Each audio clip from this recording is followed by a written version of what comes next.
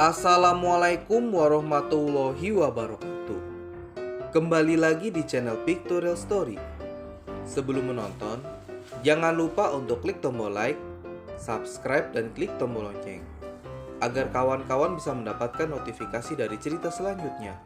Oke, kita bisa mulai ceritanya. Cemprot pun terbangun dari tidurnya pada pagi hari. Dari kejauhan, terdengar suara tangisan seorang perempuan. Namun, bukanlah suara makhluk halus, oke? Cemprot keluar dari kamar, mencari sumber suara tersebut. Dan ternyata, suara itu pun berasal dari rumah sebelah. Cemprot pun mendekat ke sana. Dan di sana, banyak orang yang mulai berdatangan. Mulai dari anak kecil, orang tua, hingga anak muda pun datang semua. Badun alias Ciprit dan Roni, teman Cemprot pun ikut berkerumun di sono. Lalu, mereka bertiga pun saling bertanya apa yang terjadi di rumah tersebut. Dan Cemprot pun yang penasaran langsung masuk rumah itu. Terlihat Rani sedang menangisi sesuatu. Dan di sebelahnya ada Lala yang menenangkannya.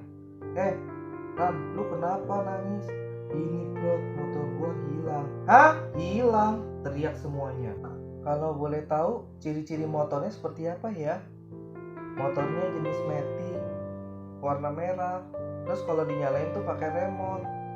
Jelas Rani kepada Ciprit. Tapi saya dan teman-teman saya mencarinya. Tuh, mereka berempat pun sedang berada di kedai mie ayam milik Mas Bejo. Mereka sedang membahas tentang sepeda motor Rani yang hilang.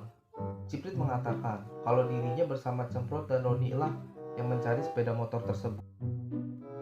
Sore harinya, mereka bertiga mulai melakukan pencarian. Dan tiba-tiba saja ada seorang bocil yang muncul di hadapan mereka bertiga. Lalu, si bocil itu pun memberitahu kemana arah pelaku melintas. Ciprit mengiyakan perkataan si bocil itu. Lalu, ketiganya berjalan mengikuti arah yang dikasih tahu oleh si bocil. Namun, berbeda dengan Roni yang meragukan perkataan si bocil itu. Tetapi, Ciprit pun meyakinkan Roni kalau si bocil itu benar.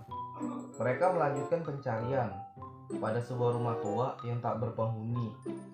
Ruangan demi ruangan pun mereka telusuri. Namun, tidak ditemukan sepeda motor Rani. Di teras rumah, Ciprit melihat seorang tengah berdiri mematung. Ciprit pun menanyakan keberadaan motor tersebut. Bang, woi, maaf, apa? Budak lo ya? Mana? Lu lihat motor merah kagak?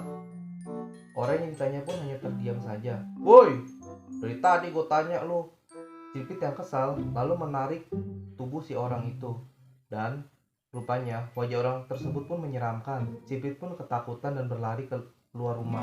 Kan paginya, mereka bertiga duduk-duduk di depan minimarket sambil membayangkan bagaimana cara menemukan motor Rani.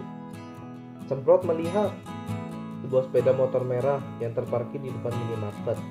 Dan tidak lama, ada seorang pria yang menaiki sepeda motor itu. Lalu, Cemprot memberitahu Ciprit dan segera melakukan pencarian terhadap orang tersebut hingga menemui kediaman si orang tersebut.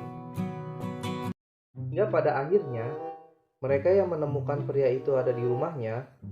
Ciprit segera memerintahkan kedua temannya untuk mengamankan orang tersebut dan segera membawanya ke kantor polisi untuk segera ditindaklanjuti. Namun, pria itu pun memberontak.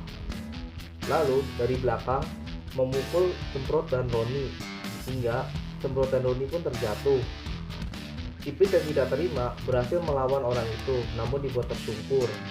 Lagi-lagi, Cemprot dan Roni berusaha menyerang orang tersebut dengan jurus andalan mereka.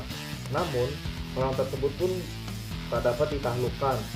Malah mereka berdua yang dibikin tersungkur.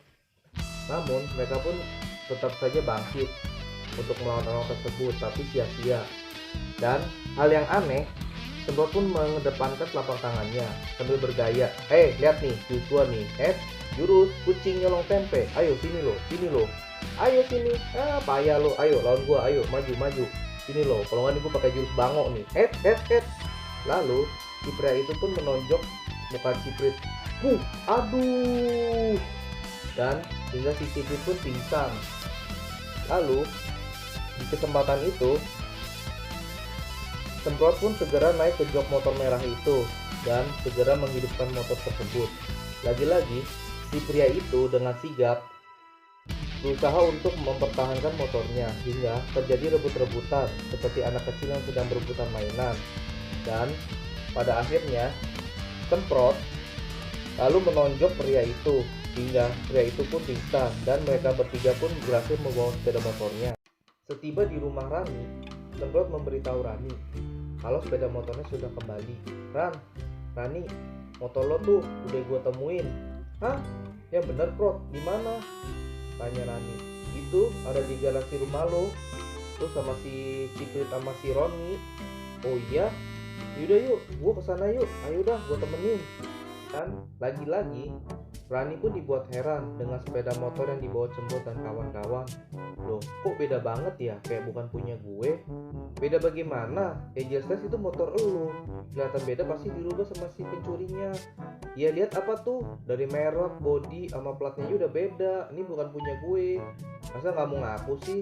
Orang kita aja berantem aja pakai jurus kucing nyolong tempe sama jurus bango. Iya nggak Ron? Tanya Ciprit. Ah iya kita pakai jurus bango. Lama ada sepasang suami istri yang mendatangi rumah Rani, yang tak lain adalah Nadine dan juga Robi, yang tak lain ada teman Rani juga. Dan Robi adalah si pria yang baru saja berkelahi dengan Cemprot dan kawan-kawan sehabis berebutan sepeda motor. Kok motor gue kok ada di sini? Oh lu ya yang tiga yang nyuri motor gue ya. Bilangnya nih motor teman lu. Dasar lu berdua ya, maling lu, begal lu, apa lu? Ucap Nadine dengan kesal. Hah? Kita tidak nyolong, nggak ngebegal, cuman kita ini mau nemuin motor teman kita. Ya tapi nggak juga ngambil motor gua dong. Lu mikir dong lu pada. Masa mentang-mentang motor teman lu hilang tapi motor gue yang diembak. Dan perdebatan, Lala datang dan menanyakan yang sebenarnya terjadi. Nadine pun menjelaskan kalau ketiga teman Lala telah mengambil sepeda motor miliknya dan juga membuat keributan.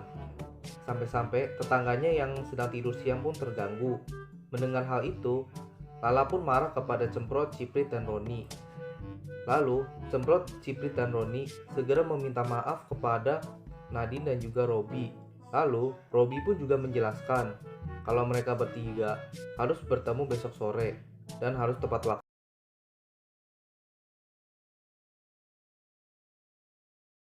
Dan itulah tadi cerita Cemprot, Ciprit, dan Roni. Dan demikianlah pada cerita kali ini. Jika kalian suka, jangan lupa untuk tekan like, komen, subscribe, dan klik tombol lonceng. Sampai jumpa kembali dan nantikan video selanjutnya.